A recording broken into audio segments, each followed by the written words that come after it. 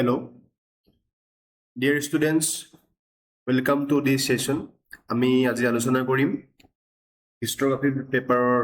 এক উল্লেখযোগ্য বিষয়, গুৰুত্বপূৰ্ণ বিষয়, অৰেল চ'ৰ্চেছ ইন হিষ্ট্ৰী। ইয়াৰ অসমীয়া শব্দাৰ্থ হৈছে ইতিহাসত মৌখিক সমল। অৰ্থাৎ আমি ইতিহাস যেতিয়া অধ্যয়ন কৰোঁ তেতিয়া আমি ইতিহাসৰ বিভিন্ন সমলৰ বিষয়ে অধ্যয়ন কৰিবলগীয়া হয়। অৰ্থাৎ ইতিহাস কিহৰ ওপৰত বেছ কৰি লিখা হয়? চ'ৰ্চৰ ওপৰত বা সমলৰ ওপৰত বেছ কৰি লিখা হয়। সমলনো কেই প্ৰকাৰৰ আমি ইতিমধ্যে আলোচনা কৰিছোঁ। তোমালোকে হয়তো জ্ঞাত হৈছা যে ইতিহাসৰ সমল সাধাৰণতে আমি কিতাপবিলাকত দুই প্ৰকাৰৰ পাওঁ। ঠিক আছে। এতিয়া মই যদি বা তোমালোকক ক'বলৈ যাওঁ যে ইতিহাসৰ সাধাৰণতে যিবিলাক আমি টেক্সট বুক পাইছোঁ তাতে সাধাৰণতে প্ৰত্নতাত্ত্বিক আৰু লিখিত সমলৰ বিষয়ে উল্লেখ থাকে। কেতিয়াবা কেতিয়াবা ট্ৰেভেলাৰ্ছ একাউণ্টবোৰ অন্য এটা সমলৰ প্ৰকাৰ হিচাপে দেখুওৱা হয়। কিন্তু আমি হিষ্ট্ৰগ্ৰাফি পেপাৰত পঢ়ি অহা যিটো ছাবালটাৰ্ণ স্কুল আৰু পোষ্ট মডাৰ্ণ স্কুল আৰু পোষ্ট কলনিয়েল স্কুল, এই যিবোৰ স্কুল অফ হিষ্ট্ৰগ্ৰাফিকেল থট ডেভেলপ হৈছিল, এই পাছত হোৱা ছাবালটাৰ্ণ ষ্টাডিৰ পিছৰ পৰা লাহে লাহে ইতিহাসৰ সমল হিচাপে মৌখিক সমল বা অৰেল চ'ৰ্চক অন্তৰ্ভুক্ত কৰা হৈছিল। গতিকে ইতিহাসৰ সমল এতিয়া আমি কেই প্ৰকাৰৰ বুলি ক'ব পাৰিম? ফাৰ্ষ্টটো হৈছে আৰ্কিঅলজিকেল চ'ৰ্চেছ, দ্বিতীয়টো হৈছে কি লিখিত সমল বা লিটাৰেৰী চ'ৰ্চেছ, তৃতীয়তে হৈছে আমাৰ মৌখিক সমল। তো আমাৰ আজি আলোচনাৰ বিষয় হৈছে তৃতীয় যিটো সমল মৌখিক সমল, তাৰ বিষয়ে আমি আজি আলোচনা কৰিম। আমাৰ এই আলোচনাত অন্তৰ্ভুক্ত হ'ব ফাৰ্ষ্ট আমি মৌখিক সমল বুলিনো কি বুজো তাৰ বিষয়ে আলোচনা কৰিম, আৰু যে 2 নম্বৰত আমি আলোচনা কৰিম প্ৰধান যিবিলাক কেৰেক্টাৰিষ্টিক্স বৈশিষ্ট্য মৌখিক সমলৰ কি কি তাৰ বিষয়ে আলোচনা কৰিম, আৰু তৃতীয়তে আমি আলোচনা কৰিম কি টাইপৰ কেই প্ৰকাৰৰ মেজৰ বা প্ৰধান মৌখিক সমল পোৱা যায় তাৰ বিষয়ে আমি আলোচনা কৰিম। নেক্সট আমি আলোচনা কৰিম মেথড কোনবিলাক ইউজ কৰি ইতিহাসবিদসকলে অৰেল চ'ৰ্চবোৰ হিষ্ট্ৰী ৰাইটিঙত ব্যৱহাৰ কৰে, মেথডলজি কেনেকুৱা, অৰেল চ'ৰ্চৰ কাৰণে কেনেকুৱা ধৰণৰ মেথডলজি ইউজ কৰিবলগীয়া হয়। নেক্সট আমি আলোচনা কৰিম যে এই মৌখিক সমলবোৰ ইতিহাসত প্ৰয়োগ কৰাৰ কিছুমান সুবিধাবোৰ কি কি আৰু ইয়াৰ অসুবিধাবোৰ কি কি, লিমিটেশ্যনছবোৰ কি কি আছে, এইখিনি আমি আলোচনা কৰিম। ইতিহাসৰ এভিডেন্স বা প্ৰমাণ হিচাপে মৌখিক সমল ব্যৱহাৰ কৰোঁতে সুবিধা আৰু অসুবিধা 2 প্ৰকাৰৰ আলোচনা আমি এই ক্লাছত কৰিম। নেক্সট আমি যে ইতিহাসত মৌখিক সমল ব্যৱহাৰ কৰোঁতে যদি অসুবিধাৰ সৃষ্টি হয় বা যদি বিভিন্ন সমস্যাৰ সন্মুখীন হয়, সেই সমস্যাবোৰ সন্মুখীন নহবৰ বাবে কেনেকুৱা ধৰণৰ প্ৰিকুৱেশ্যন ল'ব লাগিব, পূৰ্ব প্ৰস্তুতি ল'ব লাগিব এগৰাকী ইতিহাসবিদে বা ইতিহাস গৱেষক হিচাপে, সেইখিনি আমি একেবাৰে শেষত আলোচনা কৰিম। ষ্টাৰ্ট কৰোঁ আমি। ফাৰ্ষ্ট আমি মিনিংটো চাওঁ যে অৰ্থটো কি, অৰেল চ'ৰ্চৰ অৰ্থ কি। Oral source are the spoken words, memories, beliefs, songs, traditions, and testimonies passed from our generation to another by word of mouth. অৰ্থাৎ আমাৰ প্ৰজন্মৰ পৰা প্ৰজন্ম ধৰি মানুহৰ মুখে মুখে চলি অহা শব্দবিলাক, মেমৰিজ, স্মৃতিবিলাক, বিলিফ, বিশ্বাসবিলাক, songs, গীতবোৰ, ট্ৰেডিশ্যনছ, পৰম্পৰাবিলাক, আৰু গোটেই যিবোৰ মুখে মুখে বাগৰি যুগ যুগ ধৰি চলি আহিছে, সেইবোৰে হৈছে সাধাৰণতে ইতিহাসৰ oral source. They are unrecorded at the time of their origin and exist in people's memories. অৰ্থাৎ ইতিহাসৰ মৌখিক সমলবোৰ কেতিয়াও ৰেকৰ্ডেড নহয়,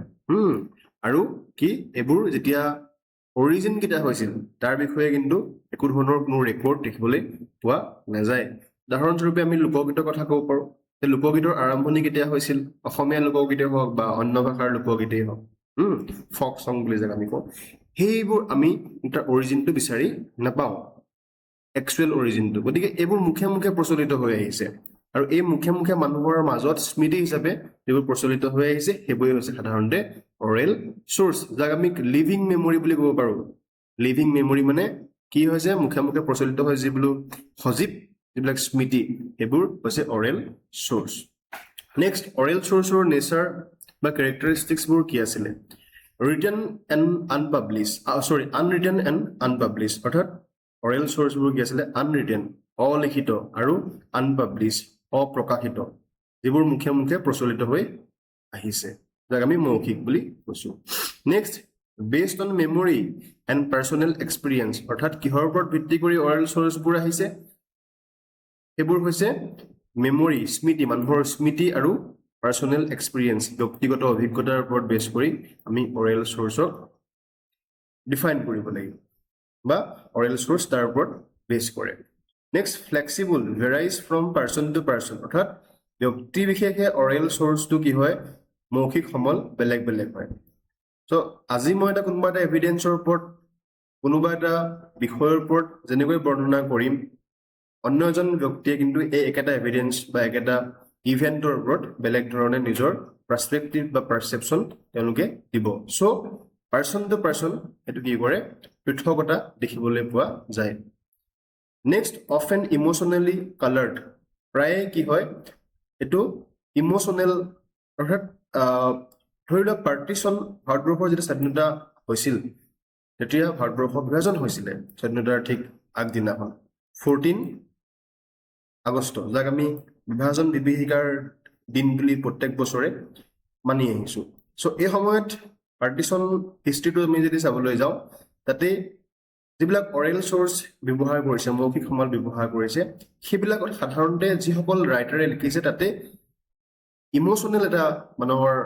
আৱেগিক এটা ৰং দেখিবলৈ পোৱা গৈছে অৰ্থাৎ বেছিকৈ আৱেগক প্ৰকাশ কৰিবলৈ ট্ৰাই কৰা দেখিবলৈ পোৱা যায় next provides informations on everyday life of common people অৰ্থাৎ সাধাৰণ মানুহৰ জীৱনৰ দৈনন্দিন যিবিলাক দিশ সেইবিলাক এই অৰেল চ'ৰ্চে বা মৌখিক সমলে কি কৰে ইতিহাস লেখনত প্ৰদান কৰে বা সহায় কৰে নেক্সট আমি অৰেল চ'ৰ্চৰ প্ৰধান প্ৰকাৰবোৰ কি কি চাবলৈ যাওঁ ফাৰ্ষ্ট অৰেল চ'ৰ্চৰ প্ৰকাৰ হৈছে পাৰ্চনেল নেৰেটিভ অৰ্থাৎ ব্যক্তিগত ধ্যান ধাৰণা যাক আমি ভাগ কৰিব পাৰোঁ অট'বায়'গ্ৰাফিজ হিচাপে ৰিমিনিচেঞ্চ লাইফ হিষ্ট্ৰিজ এইবিলাক হৈছে প্ৰথমটো প্ৰকাৰ দ্বিতীয়টো হৈছে ইণ্টাৰভিউজ অৰ্থাৎ conversations with individuals about their experience অৰ্থাৎ কোনো এগৰাকী ব্যক্তি বা কোনো ব্যক্তিৰ সৈতে তেওঁৰ জীৱনৰ অভিজ্ঞতাৰ বিষয়ে কনভাৰ্চেশ্যন কৰা এইটো ইণ্টাৰভিউ এইটো হৈছে type of oral sources next হৈছে ফকল'ৰ মানে হৈছে যিটো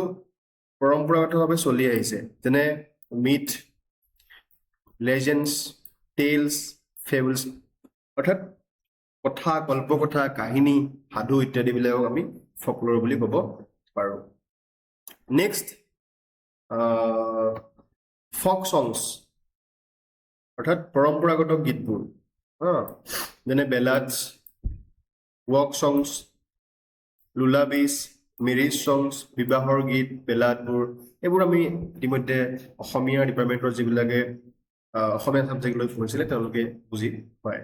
বেলাডছ কাক কয় মেৰিজ বিবাহৰ গীত বিয়া গীত কি ৱৰ্ক চংছ যেতিয়া কৰ্ম কৰি থাকে তেতিয়া কিছুমান গান সেই গোটেই বস্তুবোৰ হৈছে ফক চঙৰ ভিতৰত এইটো এটা type of oral sources next proverbs and sayings অৰ্থাৎ ট্ৰেডিশ্যনেল যিবিলাক উইজডম এণ্ড কমিউনিটি অৰ্থাৎ যিবিলাক মানুহৰ মুখে মুখে চলি অহা যিবিলাক প্ৰভাৰ্ব মানে হৈছে অসমীয়াত একচুৱেলি বৰ্তমান মোৰ এতিয়া অহা নাই তোমালোকে একচুৱেল যিটো মিনিংটো যদি পোৱা তোমালোকক মই কৈছোঁ কমেণ্ট বক্সত জনাব প্ৰভাৱৰ অসমীয়া অৰ্থটো কি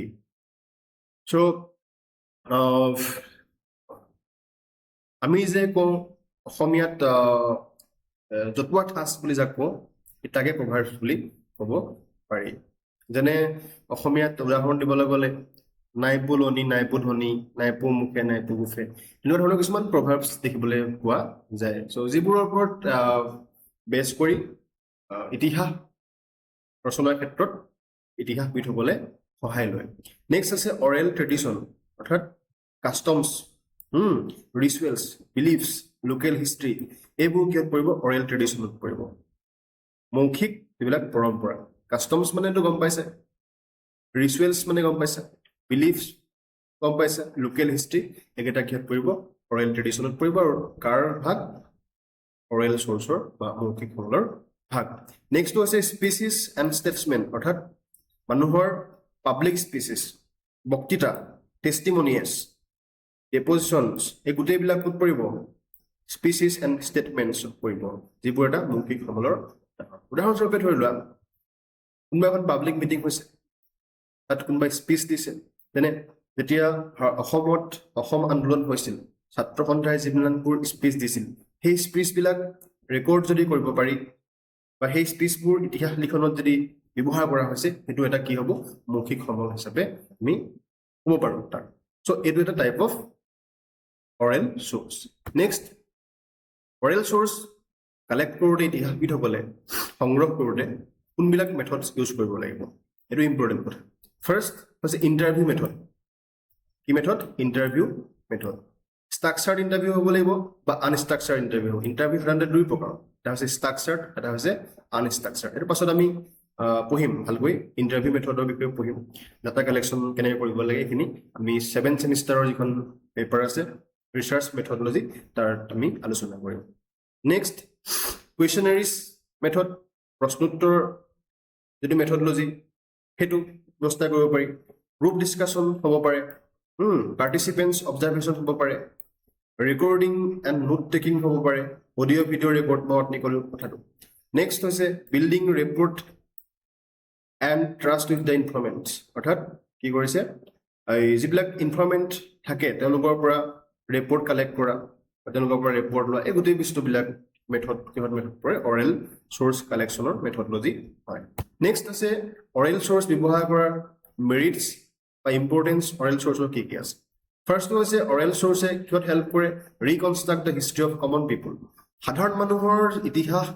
সাধাৰণতে ইতিহাসত কোনো স্থান নাছিল ইনস্ক্ৰিপশ্যনেই হওক আৰ্কিঅলজিকেল হওক চ'ৰ্চেছ হওক লিটাৰেৰী চ'ৰ্চেছ হওক প্ৰত্নতাত্ত্বিক বা সাহিত্যিক সমলত কিন্তু সাধাৰণ মানুহৰ কোনো ইতিহাসত স্থান দেখিবলৈ পোৱা নাযায় একমাত্ৰ মৌখিক সমলৰ দ্বাৰাহে সাধাৰণ মানুহৰ ইতিহাস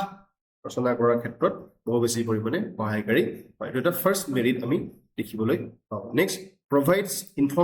ইনফৰ্মেশ্যনছ about everyday life customs beliefs and values মানুহৰ দৈনন্দিন জীৱনৰ যিবিলাক ঘটনা পৰিঘটনা কাষ্টমছ পৰম্পৰাবিলাক বিলিভ বিশ্বাস আৰু ভেলু মূল্যবোধ এই গোটেইবিলাক কোনে প্ৰদান কৰে প্ৰভাইড কৰে ইতিহাস অধ্যয়নৰ ক্ষেত্ৰত বা লিখনৰ ক্ষেত্ৰত একমাত্ৰ মৌখিক সমলে প্ৰদান কৰে next useful where written records are not available অৰ্থাৎ যিবিলাক অধ্যয়নত বা যি বিষয়ত ৰিটেন চ'ৰ্চ নাই সেইবোৰ বিষয়ত কিন্তু মৌখিক সমলে যথেষ্ট পৰিমাণে সহায় কৰে ইতিহাস লিখন কৰাৰ ক্ষেত্ৰত next gives personal experience and first hand account অৰ্থাৎ পাৰ্চনেল এক্সপিৰিয়েঞ্চ মানে ব্যক্তিগত যিটো অভিজ্ঞতা ফাৰ্ষ্ট হেণ্ড একাউণ্ট মানে ডাইৰেক্ট প্ৰত্যক্ষ প্ৰাথমিক যিটো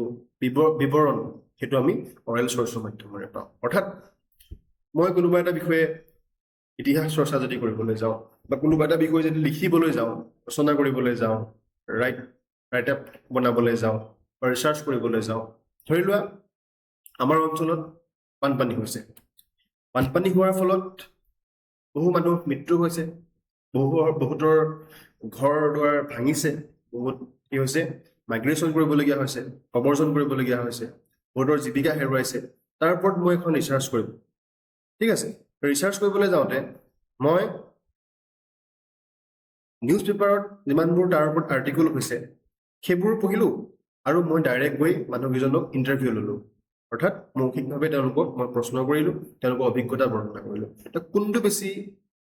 ভাল হ'ব ইতিহাস অধ্যয়নৰ ক্ষেত্ৰত বা কোনটো বেছি এফেক্টিভ হ'ব নিশ্চয় কি এফেক্টিভ হ'ব আমি পাৰ্চনেলি গৈ তেওঁলোকক ডাইৰেক্ট তেওঁলোকৰ পাৰ্চনেল এক্সপিৰিয়েঞ্চবোৰ কালেক্ট কৰাটো বেছি এই ৰিচাৰ্চ পেপাৰখন লিখোঁতে বেছি গ্ৰহণযোগ্য হ'ব বা গ্ৰহণযোগ্যতা বেছি থাকিব অৰ্থাৎ মৌখিক সমলৰ গ্ৰহণযোগ্যতা বেছি কিহৰ ক্ষেত্ৰত ৰিচাৰ্চৰ ক্ষেত্ৰত ইতিহাসৰ অধ্যয়নৰ ক্ষেত্ৰত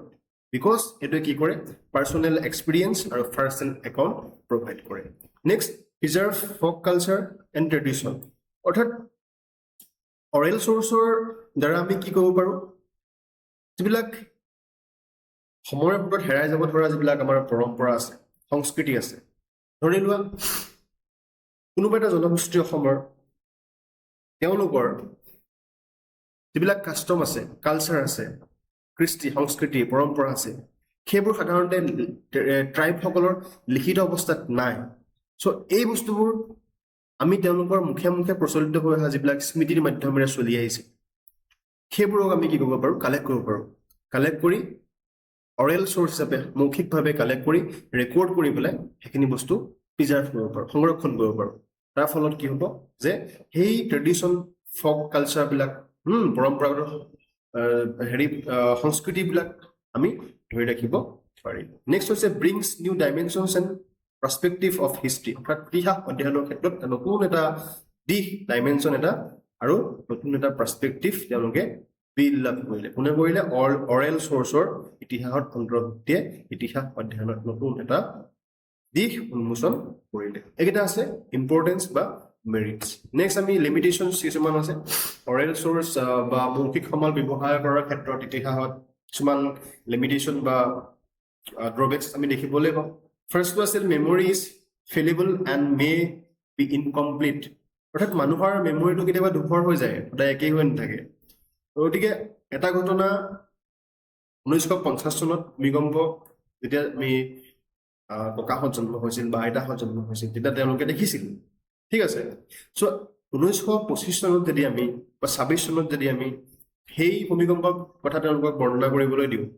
মুখত যদি মৌখিকভাৱে তেওঁলোকক প্ৰশ্ন কৰোঁ তাৰ বিষয়ে ইণ্টাৰভিউ লওঁ তেতিয়া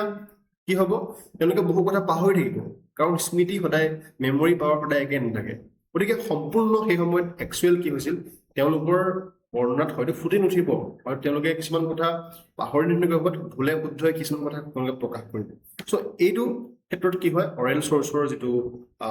অথেণ্টিচিটি বিশ্বাসযোগ্যতা গ্ৰহণযোগ্যতা এইটো কিছু পৰিমাণে কমি যোৱা দেখা যায় next exaggerations bias and personal feelings may influence narration অৰ্থাৎ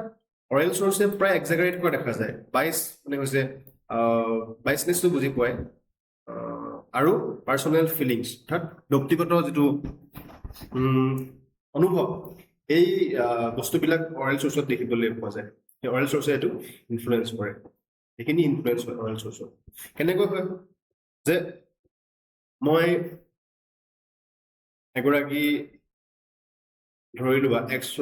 এক্স কমিউনিটিৰ মই এগৰাকী ব্যক্তি বা এক্স ট্ৰাইবৰ মই এগৰাকী মানুহ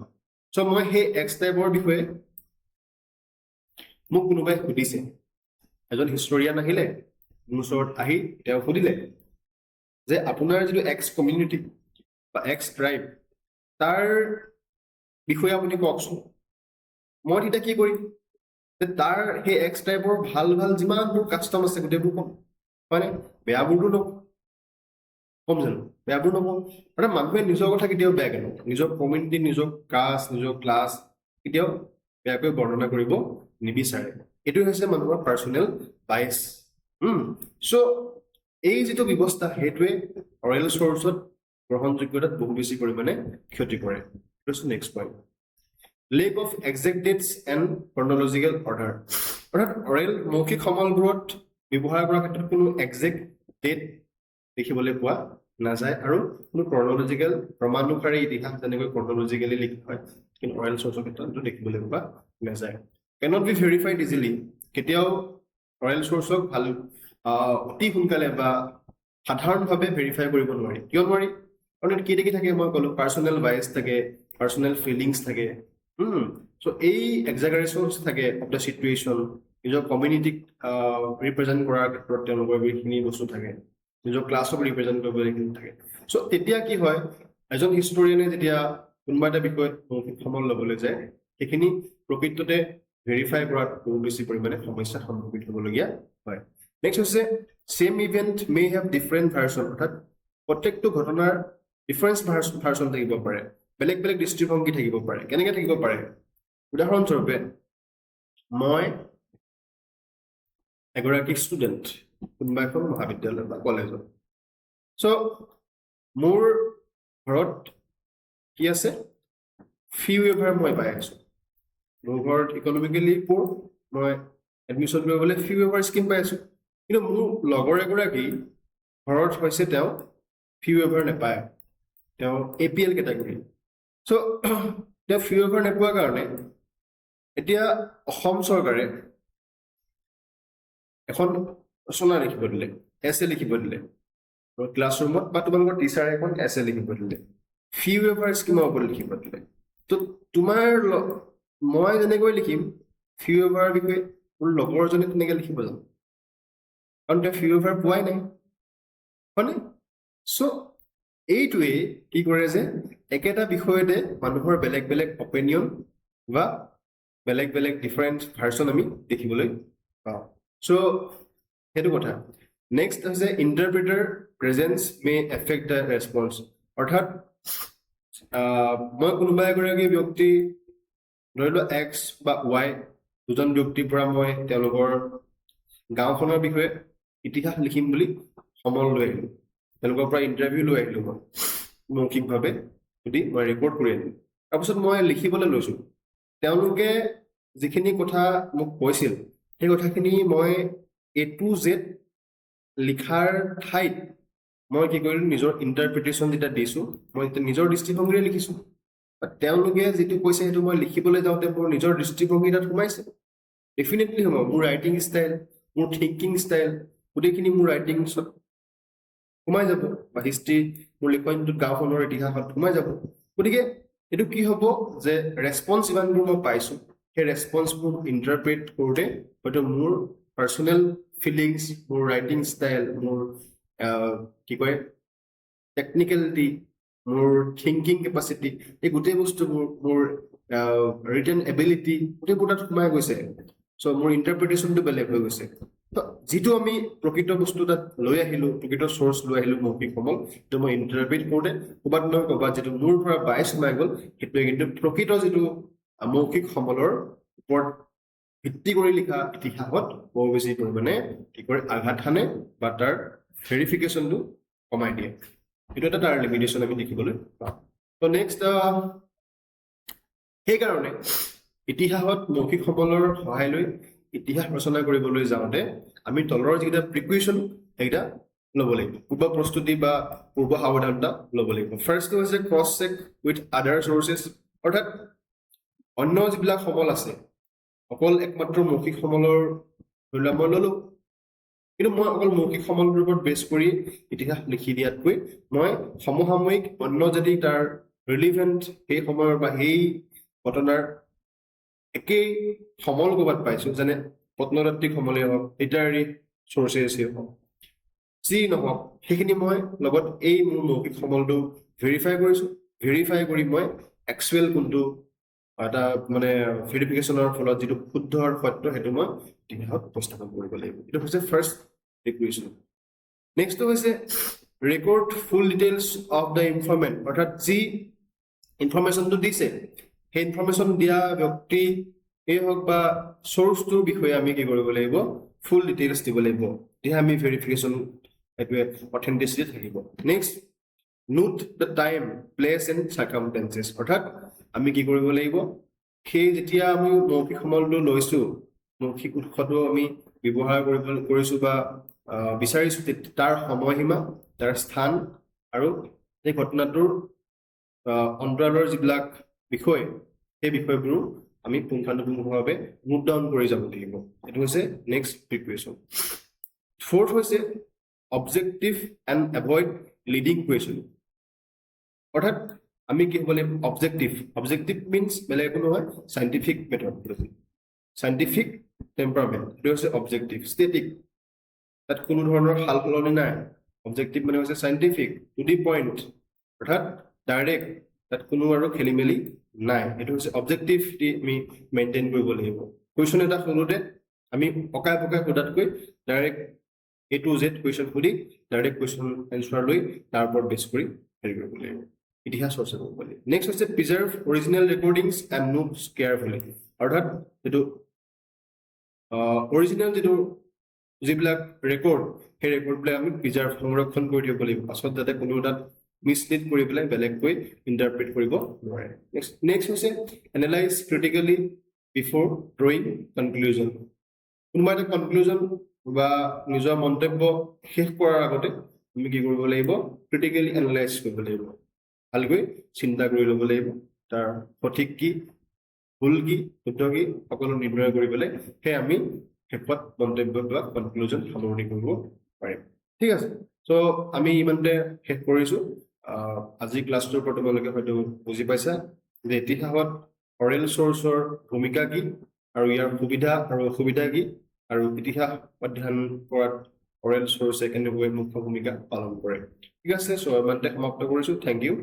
ফৰ ৱাচিং দিছ ভিডিঅ'